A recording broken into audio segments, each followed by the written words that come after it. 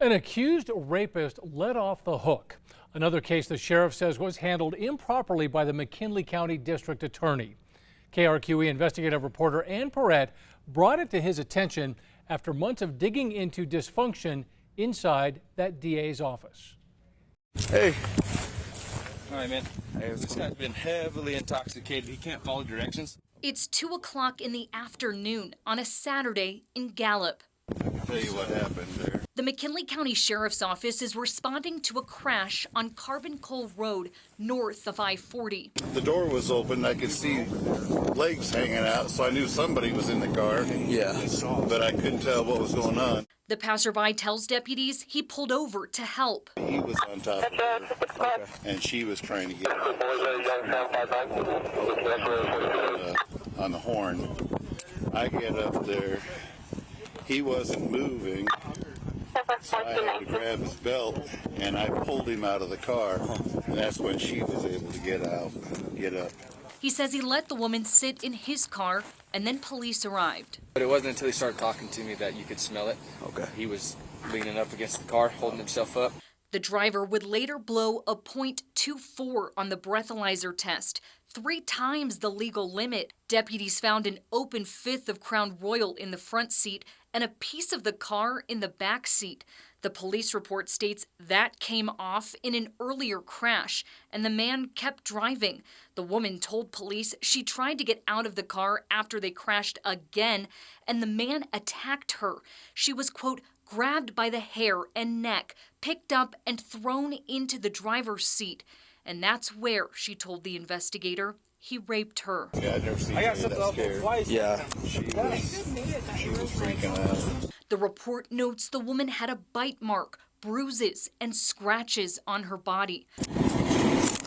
Police arrested the man on scene. He faced 6 criminal charges: forcible rape, aggravated battery, false imprisonment, aggravated DWI, reckless driving, and possessing an open container. This is a very serious case. This is a felony case that involved not only deputies that arrived on scene, but also one of our investigators to finish it out. A McKinley County judge found probable cause for the charges, but a week later, the district attorney, Bernadine Martin, dismissed the case, quote, for reason conflict for district attorney's office. I find it uncommon if you have a conflict of interest to just dismiss all the charges. Typically, Sheriff James Mariano says a district attorney will instead send the case to a different county's DA and ask them to handle the prosecution. I can't think of a reasonable explanation why it wouldn't have been sent out to another DA immediately.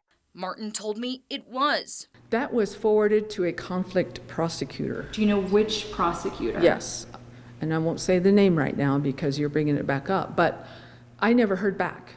When I asked for clarification, she wrote in an email, quote, I didn't say this went to a DA's office. It didn't. Martin added, quote, as you know, I've been busy. We do know. Since Bernadine Martin took office in 2020, personnel records show at least 45 of her employees, support staff, and attorneys quit or were fired by Martin.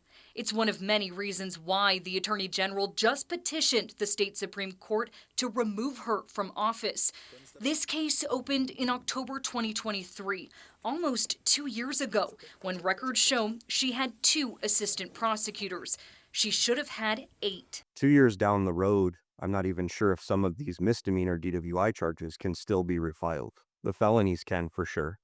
But this should have been done right away, both for the victim and for the right of the community. This individual was immediately released from jail once those charges were dismissed. So who was this individual? He went to school with my kids. He's a friend of my kids, and that's a conflict. Yeah. I declared it when I first saw it. I didn't even read the file. I don't know the details. A personal connection. I've never assumed that there was ill will or unethical behavior going on. What we had assumed was due to lack of staff, they just couldn't keep up, which is why we're having issues with subpoenas, deputies being subpoenaed to the wrong cases, or cases just dropping through the cracks. I assumed it was lack of personnel, and nothing malicious or intentional. How do you feel now?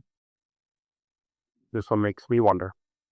The sheriff tells me he hopes this is an isolated incident, but to make sure, he's tasked his investigators with reviewing their major cases to confirm each one made it through the court system. He says he normally trusts that'll happen once deputies hand a case over to prosecutors, but he's lost that confidence in DA Martin's office.